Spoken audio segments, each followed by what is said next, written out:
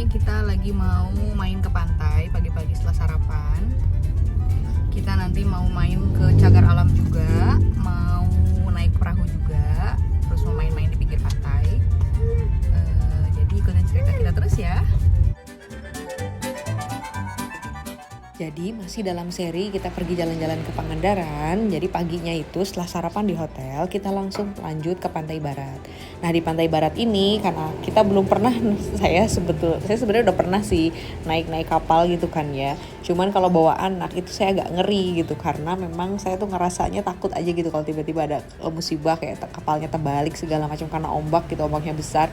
Jadi saya tuh suka menghindari gitu loh untuk naik kapal gitu karena ya rasanya kayak nggak tega aja gitu kan gitu kalau misalnya anak kita kenapa-napa, keluarga kita kenapa-napa. Tapi ternyata hari ini saya ngeberaniin diri untuk pergi gitu kan ya, naik kapal bareng-bareng. Tadi saya nggak mau ikut tapi suami bilang udah nggak apa-apa ikut aja, nggak mungkin lah kita sampai tenggelam apa gimana kata dia gitu.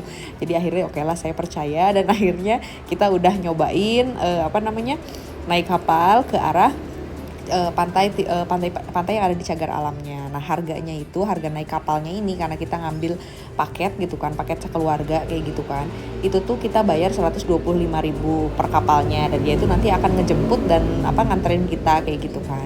Nah di sini tuh ketika udah sampai di pantai di cagar alamnya kita tuh diajakin sama orangnya ini untuk ngasih makan ikan, dan ikannya tuh masya Allah ya, saya tuh baru tahu loh kalau ikan laut tuh ternyata punya sifat yang sama dengan ikan-ikan di kolam gitu kan. Kayak kalau saya kan punya peliharaan ikan di kolam dan ketika saya kasih makan tuh ya mereka nyamperin gitu. Saya pikir kan kalau ikan di laut ya masa sih ngelakuin hal yang kayak gitu. Tapi mungkin karena ikan-ikan ini udah sering banget dikasih makan sama pengunjung, jadinya ketika kita ngelemparin roti itu dia mau. Padahal setahu saya gitu ikan itu nggak suka roti gitu ya, apalagi ikan laut gitu kan, karena entah mungkin rasanya roti kayak apa gitu ya buat ikan laut gitu kan. Biasanya sih nggak mau mereka, tapi ternyata mungkin karena udah kebiasaan jadi mereka suka gitu dan mereka mau makan. Nah pas di tengah-tengah sini tuh si guide-nya ini alias supir dari perahunya ini ngomong bahwa mau nggak kita ajak ke lokasi yang lain gitu kan, ngeliat-liat lokasi yang lain tapi memang nambah biaya. Jadi total itu kita bayar sekitar 350.000.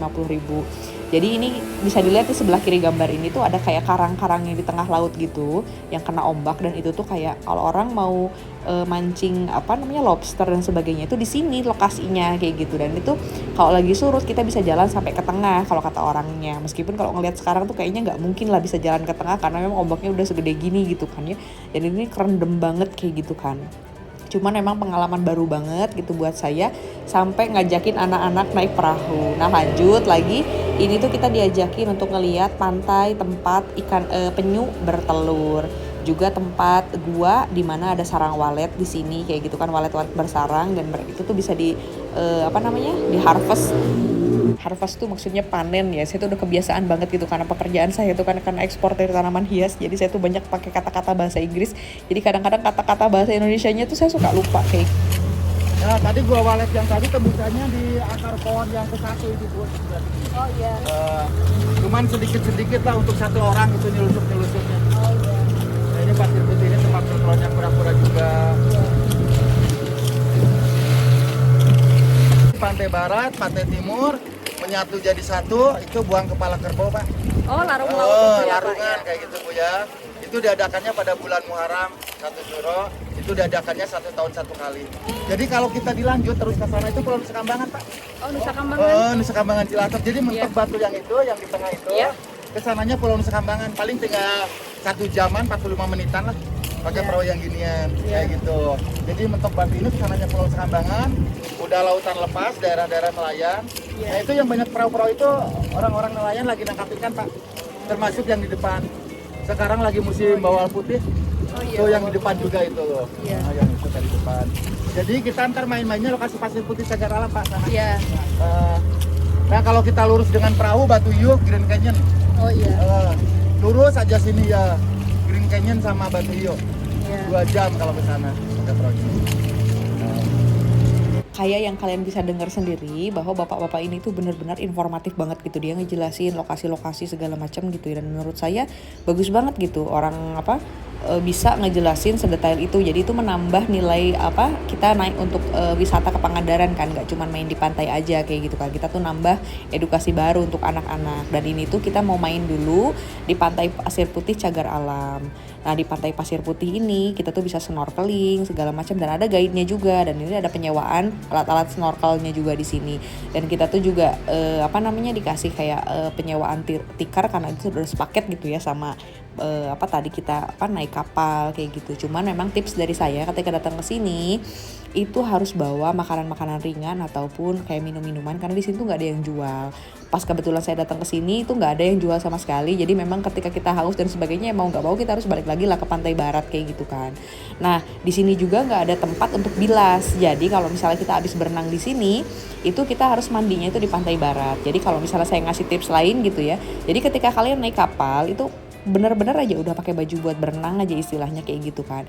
Nanti kalau misalnya kalian mau mandi itu baru kita balik ke pantai barat kayak gitu. Jadi daripada baju kita nanti basah karena cipratan air ketika kita naik perahu, jadi ya udah gitu pakai baju berenang untuk khusus berenang aja gitu di sini kayak gitu. Jadi nanti kita mandinya di pantai barat, jadi bajunya tuh tetap bersih dan rapi gitu kan ya, nggak kena cepretan air. Karena kebetulan saya pun ketika naik kapal meskipun nggak ngapa-ngapain gitu, nggak ikut berenang gitu kan, tapi memang bajunya jadi basah gitu kan karena memang kena cipratan air. Nah ini kita perjalanan pulang mau pergi ke pantai barat, dan memang orangnya tuh langsung gitu ketika dihubungi langsung datang gitu kan untuk menjemput kita. Nah kebetulan pas saya datang ke Pangandaran ini cuacanya pagi ini tuh lagi bagus gitu kan. Emang tadi pagi sebelumnya agak sempat gerimis-gerimis kayak gitu ya, tapi cuman gerimis aja kayak gitu. Jadi ini adalah sebuah musim yang cocok gitu kalau kita mau naik perahu kayak gitu, karena ombaknya nggak begitu besar. Tapi ya nggak begitu besarnya pantai ya, tetap aja ombaknya gede-gede gitu ya. Cuman emangnya harus hati-hati aja kalau bawa anak, terutama gitu diperhatiin anak-anaknya pergi kemana dan sebagainya. Karena di sini tuh nggak ada penjaga pantai gitu ya. Jadi kita benar-benar harus melindungi keluarga kita sendiri kayak gitu kalau ada apa-apa. Dan rekomendasi saya tentang gak usah bawa barang-barang ke pantai Pasir Putih Cagar Alam ini, itu bukan cuman gara-gara kena takut air ya gitu, tapi di sini juga ada banyak monkey gitu, dan monkey-nya tuh memang suka ngambil HP kalau kata orang-orang orang-orang sininya gitu ya. Jadi memang udahlah nggak usah bawa yang macem-macem, bawa diri kita aja, kita bawa keluarga kita gitu kan. Udah gitu ya udah sisanya barang-barang yang lain kita simpan aja di pantai barat gitu kan, entah itu di mobil atau di hotel dulu gitu ya. Jadi biar kita tuh lebih nyaman gitu ketika menikmati main-main di pantai Cagar Alam ini. Jadi nggak riweuh-riweuh gitu istilahnya, kayak takut barang hilang dan sebagainya. Dan orang-orang di sini pun baik-baik banget ya kalau menurut saya. Jadi ketika kita pergi ke pantai dan semua anggota keluarga itu pengen berenang ke pantainya gitu, mereka tuh bilang bahwa yuk sini aja disimpanin di tas saya kayak gitu kan. Dia tuh kayak bawa tas-tas carrier besar gitu, dan memang dia tuh menyediakan penyimpanan barang-barang berharga kayak gitu di situ. Jadi ya kalau menurut saya ini udah sebuah rekomendasi banget lah ya gitu untuk kita nyobain naik perahu ke Pangandaran gitu kan ya. Jalan-jalan pakai naik perahu gini untuk ngisi-ngisi waktu gitu kan, nggak cuma berenang di pantai aja kayak gitu. Nah ini tuh adalah perjalanan kita mau balik ke pantai barat. Jadi setelah dari sini tuh kita rencana mau istirahat dulu sambil ngebersihin anak-anak, baru nanti sekitaran sore gitu kan kita lanjut lagi. Karena memang anak saya ini masih kecil gitu kan, usianya baru satu tahun setengah. Jadi dia tuh masih perlu tidur siang 2 kali gitu. Jadi memang saya nggak bisa main terlalu lama, karena memang ya itu anaknya kalau nggak dikasih tidur siang nanti dianya rewel gitu kan. Jadi malah liburan tuh malah makin riweuh gitu kan. Kita baru turun dari kapal, sekarang kita mau ngebilas dulu baju anak-anak. Udah gitu kita balik dulu ke hotel. Nanti sore baru kita pergi lagi. Ikutin cerita kita terus ya. Nah, Pangandaran bulan Februari ini mereka lagi panen duren, yang memang ini tuh adalah duren-duren yang diproduksi gitu ya, yang dipanen dari Pangandaran gitu. Dan memang ini beda banget sama duren Sumatera gitu ya. Jadi meskipun nggak begitu matang, jadi saya beli beberapa ini gitu ya, terus ada yang nggak begitu matang gitu, tapi tetap rasanya manis dan kalau menurut saya enak kayak gitu. Dan ini saya beli di harga 200.000 dapat 4 butir duren kayak gitu ya. Dan ini harganya variatif banget, bahkan dari harga 10.000 20.000 pun ada. Jadi bener-bener lah ini bener wisata kuliner banget kalau di Pangandaran kayak gitu ya. Nggak harus selalu makan yang mahal-mahal gitu kan, ataupun ketakutan bahwa duit kita akan habis ketika liburan gitu kan, karena memang variatif banget gitu range harga dari makanan-makanan yang ada di sini. Ini kita tadi habis dari pantai, terus sekarang kita udah nyampe di hotel, udah istirahat dulu sebentar. Sekarang kita mau jalan-jalan lagi, agak gerimis di luar. Mau kemana kita selanjutnya? Ikutin cerita kita terus ya. Nah ini setelah anak-anak tuh udah beres istirahat kayak gitu ya, jadi kita tuh mau lanjut lagi explore di daerah Pantai Barat kayak gitu kan. Dan memang tujuan kita saat ini adalah pergi ke Cagar Alam. Kenapa sih saya suka pergi ke Cagar Alam? Karena memang yang senang aja gitu ngajak anak-anak untuk explore alam kayak gitu kan, daripada dia diajakin pergi yang kayak permainan-permainan yang mahal kayak gitu ya. Kita mendingan pergi ke Cagar Alam aja gitu. Karena kalau menurut saya ketika anak diajakin ke Cagar Alam siangnya, malamnya tuh tidurnya pules banget gitu, karena mungkin mereka juga capek kan ya diajakin pergi jalan-jalan, dan kayak meaningful aja gitu kalau menurut saya, bermakna gitu perjalanannya, karena jadi anak-anak tuh mengingat gitu kan, oh mereka pernah diajakin pergi ke Cagar Alam. Dan Cagar Alam ini pun diisi dengan berbagai macam spot-spot wisata yang kalau menurut saya recommended banget. Kita lagi di Cagar Alam, kita lagi jalan masuk ke dalamnya buat melihat pantai-pantai, ada gua-gua dan sebagainya. Iya. Jadi, tapi kita nggak akan datang ke guanya sih, karena kita udah pernah. Terus jalannya agak susah juga buat masuk ke dalamnya. Jadi mau jalan-jalan di luarnya aja. Ya, dadah Niska. Dadah Abdul. Jadi kalau kita masuk dari Cagar Alam Pantai Baratnya, itu tuh di sana ada kayak makam-makam kuno gitu kan, dan peninggalan-peninggalan batu-batu besar kayak gitu kan. Terus di sana pun juga ada orang-orang yang memang jelasin sejarahnya kayak apa kayak gitu. Karena kebetulan saya udah pernah tuh pergi ke sebelumnya gitu kan ya, lewat pintu barat. Nah sekarang saya pilih lewat pintu timur karena memang tujuannya saya itu udah langsung pingin jalan-jalan ngelihat pantainya. Kita habis lihat-lihat ke dalam Cagar Alam, dan di sana tuh kita nggak masuk ke dalam gua, tapi kita ngeliat ke arah-arah pantai yang kemarin, pokoknya lokasi yang kita belum pernah datengin lah.